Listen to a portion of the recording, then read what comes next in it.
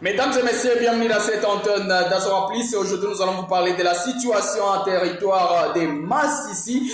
Donc, je parle dans la cité des Mouesso. Qu'est-ce qui s'était passé hier, réellement, 25 janvier 2024, en territoire des Massissi, dans la cité des Mouesso? Avant de vous expliquer, abonnez-vous massivement sur notre chaîne YouTube pour nous donner encore de la force, ainsi que la force de réaliser d'autres vidéos. Qu'est-ce qui s'était passé hier 25 janvier 2024 en territoire de Massissi? Les affrontements auraient commencé tout juste à 10h30 entre les rebelles du 123 les Wazalendo, donc le jeune résistant toujours accompagné par les FARDC, comme les 123 est toujours accompagné par l'armée rwandaise, dont la République démocratique du Congo ne cesse pas à accuser, à soutenir les rebelles du 123 qui créent la terreur au sein de la nationalité, donc au sein de la République démocratique du Congo. Et voilà les affrontements qui auraient pris presque toute la journée,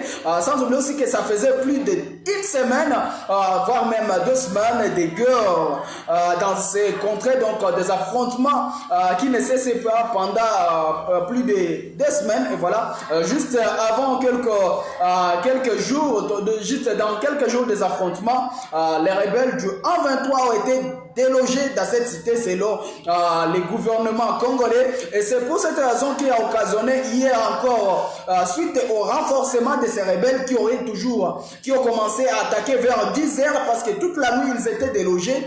Donc le mercredi, les rebelles du 123 étaient délogés dans la cité de Mouesso dans les après-midi, et voilà, les jeunes résistants étaient visibles dans cette cité. Et puis les rebelles, pendant toute la nuit, la population, donc je parle de la société civile, qui ne cessait pas à alerter des colonnes et des colonnes, mais aussi des fousseaux qui amenaient des rebelles pour aller renforcer sur axe Mouesso, dont les rebelles se sont ressentis néantis suite aux frappes et bombardements des FARDC qui les ont délogés même dans cette cité. Alors pour se venger, les rebelles du 123, selon le gouvernement congolais, auraient largué des bombes sur les sur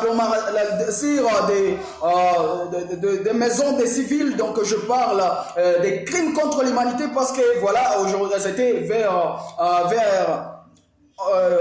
12h comme ça que les rebelles, on nous a signalé une bombe qui aurait tué pas mal de compatriotes congolais. Donc selon le gouvernement, plus de 19 personnes et plus de 19 personnes qui ont perdu la vie, sans oublier aussi 27 blessés, y compris les enfants, les femmes, y compris aussi les hommes, parce que c'était tout juste des familles qui auraient se caché à cause de cette guerre. La seule question qu'on se pose, quelle sera la fin peut-être de cette guerre qui ne cesse pas à faire couler les larmes au sein de la population congolaise? Et voilà, les gouvernements congolais qui ne cessent pas à plaider avec la communauté internationale. Et la seule question qu'on se pose toujours, qui est cette communauté internationale et qui est la rébellion du 123 qui ne cesse pas à créer la terreur au sein de la population congolaise? Pourquoi la communauté internationale va toujours parler du Rwanda ou l'agression avec des preuves, mais aussi des images à l'appui? Il donne tout, mais il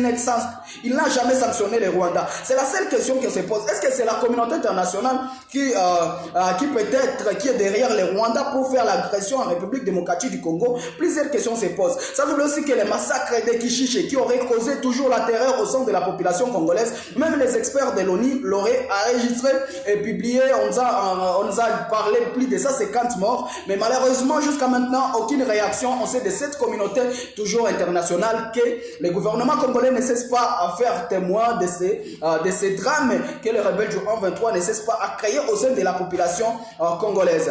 Plusieurs questions se posent à propos de cette situation. Mesdames et messieurs, n'oubliez pas de vous abonner sur notre chaîne YouTube, et voilà, nous allons vous donner encore d'autres informations, parce que ce sont des questions, surtout à ce qui concerne la société civile, qui se pose pas mal de questions que nous ne pouvons pas trouver des réponses, nous, en tant que des journalistes. Merci infiniment de nous avoir suivis. Azora Plus, Top Média.